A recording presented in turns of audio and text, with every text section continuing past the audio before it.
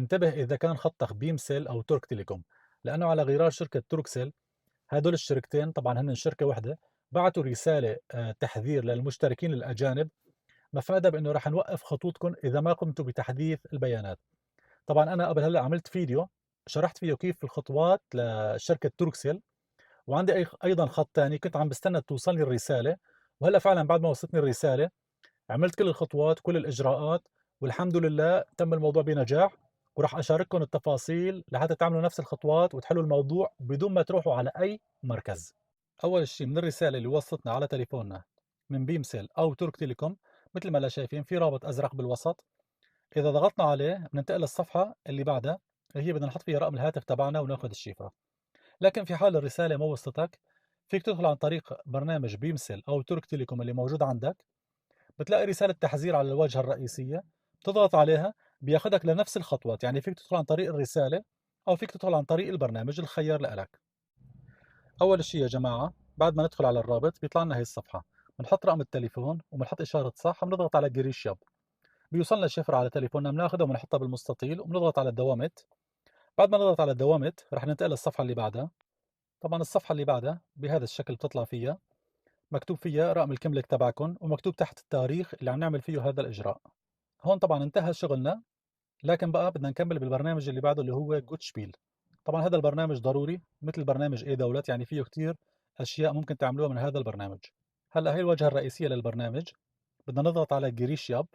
هلا بصفحه الجريش ياب بنختار الخيار الثاني اللي هو اي دولت، يعني بتسجلوا بالبرنامج او بتدخلوا على البرنامج عن طريق الاي دولت، ومباشره رح تفتح لكم هي الصفحه، بتحطوا فيها رقم التي جي تبعكم وشفره الاي دولت، وتحت بنحط الكود اللي طلعان عنا. هلا بعد ما دخلنا على البرنامج بنختار آخر خيار واللي هو فوق الدائرة الزرقاء اللي مكتوب عليه اوبيراتور اشلملري. هلا بيطلع عنا هدول الخيارين. بأول خيار بنختار هابرلاشما، وبالخيار الثاني بدنا نختار تي تي موبايل، وهذا هو اسم الشركة الكامل لحتى تعرفوا شو تختاروا اللي هو الخيار الأول. هلا بنضغط على دوامت ورح يطلع لنا الصفحة اللي بعدها، ومثل ما اللي شايفين باشهور درومو ونايبة كليور، بننزل لآخر الصفحة وبنختار على إشارة الصح وبنضغط أونايلا. هلا بنختار الخيار الثاني اللي هو يوز طانما إلى دوامت. طبعا هون عم يعطيك التعليمات كيف طريقة الاستخدام. بنختار الخيار اللي باللون الأخضر، هازرن باش ليالن. طبعا هون المفروض تكون الكاميرا فتحت عندكم. طبعا رح تحطوا الكاميرا مقابل وجهكم وتبلشوا معي الخطوات بالشكل التالي. طبعا هو بيكون مكتوب قدامكم باللغة التركية، لكن رح أشرح لكم إياها خطوة خطوة. أول شيء بتطلعوا على اليمين، بعدين مرة تانية على الأمام، بعدين مرة تانية على اليسار، بعدين مرة تانية على الأمام، بعدين مرة لفوق، بعدين على الأمام، بعدين مرة لتحت، بعدين على الأمام. هلا بعد هاي الخطوات لازم في مرة تبتسموا فيها. بعد ما تبتسموا مرة تانية بتطلعوا على الأمام، وبعدين لازم ترفرفوا عينيكم، يعني كأنكم عم بتسكروا عينيكم وتفتحوهم أكثر من مرة، وخلاص بيكون مشي الحال.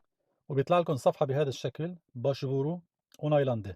طبعا يا جماعة موضوع لما تفتح الكاميرا عند الوجه مو صعب نهائيا، فقط ركزوا. يعني الخطوات شرحتهم أنا وحكيتهم بشكل صوتي لحتى تعرفوا إنه كيف تعملوهم، يعني يمين أمام، يسار أمام، لفوق أمام، بهذا الشكل لحتى توصلوا آخر خطوتين هن شوي صعبات بالنسبة للبعض. آخر خطوتين إنه مرة بتبتسم ومرة بترفرف عينيك بهذا الشكل. وبعد ما أخلص الخطوات بدخل مرة ثانية على نفس الطريقة لحتى أتأكد إنه فعلا تفعل ولا لا. طبعا أنا مثل ما لكم شايفين في عندي بالصفحة مرتين مكتوب اونايلاندي، لأنه أنا عملت الخطوات مرتين، لأنه في عندي رقمين تليفون. وبالنسبة للي عنده أكثر من رقم تليفون، كل وحدة بتدخلها عن طريق الرابط اللي إجاك أو عن طريق البرنامج اللي مفعل عليه الرقم تبعك. يعني مثلا عندي رقم بينتهي برقم 10، بدخل على الرابط وبعمل الخطوات كلها مع تأكيد الوجه وخلاص بطلع وبدخل على الرقم الثاني من الرابط اللي اجاني على الرقم الثاني، او عن طريق البرنامج اللي مفعل عليه الرقم الثاني. افترضنا الرقم ينتهي برقم 20 وبعمل نفس الخطوات لحتى بالاخير يطلع لكم الصفحه اللي مكتوب فيها الرقمين ونايلاندي.